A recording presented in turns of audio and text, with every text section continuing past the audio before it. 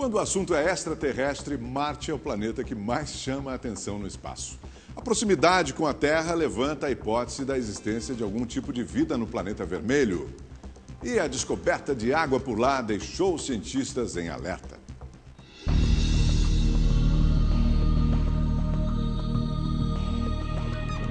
No final de setembro, a NASA anunciou que o bem mais precioso para a vida está presente em Marte. A água lá salgada flui durante os meses de verão, mas não é cristalina como na Terra. A descoberta também pode ajudar, e bastante, futuras missões ao planeta vermelho, já que água potável e combustível poderiam ser extraídos dessa mistura. Por isso, a NASA quer enviar astronautas americanos para o planeta até 2030. Mas o mais importante, com água é possível existir vida em Marte, mesmo que seja apenas de micróbios. Pesquisas mostram que bilhões de anos atrás, Marte tinha mares e lagos como os da Terra. Não se sabe por que tudo desapareceu, mas será que seria um aviso para o que pode se tornar também nosso planeta? A vida microbiana, como bactérias, foi a única que existiu na Terra durante 3 bilhões de anos. Só depois que apareceu a vida mais complexa. A gente sabe, através de modelos, que deve ter bastante água líquida no subsolo de Marte.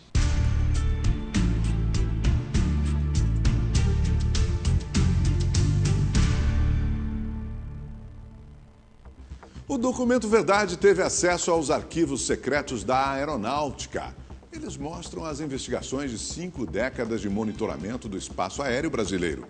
E nesse controle aparecem citações sobre os OVNIs. Ao todo, 4.000 páginas de revelações surpreendentes. Relatórios, fotos e vídeos. Tudo baseado em relatos de avistamentos de objetos voadores não identificados. Informações confidenciais feitas por pilotos e controladores de voos durante os últimos 50 anos. Provas que fazem parte dos arquivos secretos das Forças Armadas, liberados pelo governo após uma exaustiva batalha dos ufólogos. Esses documentos comprovam, sem a menor dúvida, que os militares brasileiros investigaram discos voadores em várias fases da história da República. E não só isso, comprova que eles registraram a existência dessas naves de forma material atuando em nosso país. Ademar Givaer é um dos mais respeitados ufólogos brasileiros, admirado por especialistas no tema em todo o mundo. Foi a ele que o governo entregou o dossiê secreto dos militares sobre avistamentos de naves espaciais nos céus do país. O que você vai ver agora é apontado pela aeronáutica como evidências concretas de visitas alienígenas em espaço aéreo brasileiro.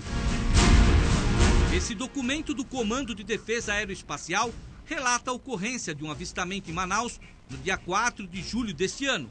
Segundo o relatório, uma operadora do aeroporto militar Ponta Pelada teria visto um objeto sobrevoando a cabeceira da pista. Ele ficou parado no ar aproximadamente 5 minutos e depois simplesmente desapareceu. O documento ainda mostra que todo o evento foi gravado por um celular. Essas seriam as supostas imagens do OVNI nos céus de Manaus. Um dos mais relevantes episódios da presença de extraterrestres entre nós aconteceu nos anos 80, denominada pelo governo como Operação Prato. Acompanhe esse trecho de um dos depoimentos do piloto. Dia 28 de novembro de 1978, Tomé-Açu, Pará. Quando iniciava a descida, observou o deslocamento de objeto voador não identificado. O OVNI manteve-se em voo nivelado por um período de 4 minutos com a mesma velocidade da aeronave. Em seguida, subiu em ângulo acentuado com grande velocidade. Agora repare neste outro trecho. O relator não observou os detalhes estruturais devido ao seu estado emocional, decorrente do avistamento. A Operação Prato foi realizada pela Força Aérea Brasileira em 1977 e 1978, em Belém do Pará. O comandante da ação militar foi esse homem, Coronel Urangi Holanda. A missão foi verificar a ocorrência de fenômenos com luzes estranhas relatadas pela própria população do município de Colares. Os militares montaram uma base na cidade e passaram a vigiar o espaço aéreo dia e noite. Uma tentativa das Forças Armadas de explicar o fenômeno. Conforme a missão avançou, o coronel teve um contato imediato de 2º grau. É o que ele mesmo garante nesta última entrevista em vida, dada ao ufólogo Ademar Gibaer. Olha pra cima, nós olhamos, aí o herói brasileiro tremeu nas calças, porque eu olhei e tinha um troço enorme em cima da gente, um disco preto, escuro, parado em cima da gente. Não estava mais de 150 metros de altura. E fazia um barulho assim de ar-condicionado. E alguma vez assim, aparecia esse barulho de bicicleta, aquela catraca de bicicleta. Fazia um barulho assim como se fosse uma catraca de bicicleta quando você pedala ao contrário.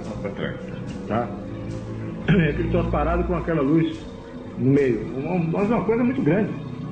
Eu acredito que uns 30 metros de diâmetro. Tá? Aquele troço parado em cima da gente. Nós ficamos olhando e ele começou, logo em seguida, começou a emitir uma luz amarela muito forte. Em 97, apenas 3 meses depois de ter dado essa entrevista à revista UFO, o coronel Urangir foi encontrado morto em sua casa. A polícia tratou o caso como suicídio. É a maior missão militar de que se tem conhecimento no mundo, designada para pesquisar discos voadores oficialmente. E nós ficamos 2 dias com esse homem. E o que nós ouvimos, Ed, é coisa muito séria. É um homem que tem assim, uma lembrança muito clara, cristalina de todos os fatos que aconteceram. E ele nos descreveu fatos estarrecedores que são de conhecimento do meio militar, do meio civil, do governo brasileiro, que não pode simplesmente serem ocultados da população. E uma das tristezas dele é que justamente quando ele estava cumprindo com o principal objetivo da Operação Prato, que era tentar estabelecer contato com os seres, quando isso efetivamente aconteceu, ele recebeu ordens de encerrar a Operação Prato. E ele foi tirado do comando da Operação Prato. E nós hoje sabemos que a Operação Prato não foi encerrada pura e simplesmente. O que ocorreu foi que quando o Urangi Holanda foi relatar aos seus superiores que havia tido um contato com extraterrestres e que isso abriu uma porta para algo que nós não sabíamos no que ia dar, os militares brasileiros, orientados pelos militares americanos que naquela época mandavam no Brasil, nós estávamos na época da ditadura, determinaram esses americanos que a Operação Prato fosse, entre aspas, encerrada, tirada da mão do coronel, na época capitão Holanda, e conduzida por americanos num processo de segredo imensamente superior. A pequena cidade de Prudentópolis, no Paraná, foi palco de recentes manifestações ufológicas. Essas imagens foram registradas na semana passada, em uma chácara da região. Em menos de 15 dias, 2 agroglifos, nome dados aos grandes ciclos que aparecem nas plantações, foram registrados na cidade de 49 mil habitantes. A aparição desses sinais envolve mistérios, origens, na maioria das vezes, desconhecidas. A vida na Terra surgiu muito rapidamente. Então, é de se esperar que em outros planetas, se tivesse condições adequadas, isso também possa ter acontecido. O que nós temos é uma busca, né? Então, por enquanto, a gente, como falei, tem uma boa aposta. Mas a gente, para ser sincero, ainda não contactou. Já os ufólogos continuam à margem da ciência convencional, a que não comprova vida fora do planeta Terra. Mas eles não desistem. Tentam demonstrar que não estamos sós no universo. Hoje há expoentes científicos e até religiosos que se declaram abertamente a favor dessa hipótese, né? Esses tempos atrás nós vimos uma autoridade do Vaticano, imagine você, o padre, o jesuíta José Gabriel Funes, que era o diretor do Observatório do Vaticano, é um cientista, além de religioso, dizer exatamente o seguinte: é óbvio que existem extraterrestres e civilizações mais avançadas no cosmos. Por quê? Duvidar disso seria menosprezar a capacidade criativa de Deus. Isso funcionou como uma senha para toda a comunidade ufológica entender que o Vaticano está dando seus primeiros passos para abrir as suas portas com relação a essa verdade suprema e que terá enorme impacto sobre o nosso planeta.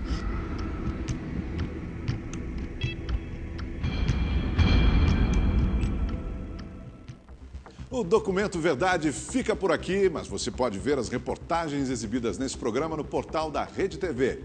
Fique agora com Leitura Dinâmica. Uma ótima noite para você.